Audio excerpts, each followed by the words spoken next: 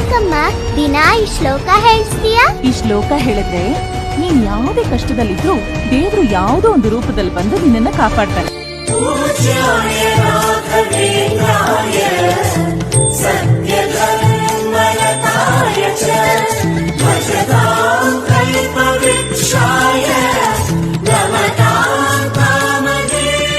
ಎಲ್ಲಿದ್ದರೇನು ನಾ ಹೇಗಿದ್ದರೇನು ನಾ ರಾಘವೇಂದ್ರ,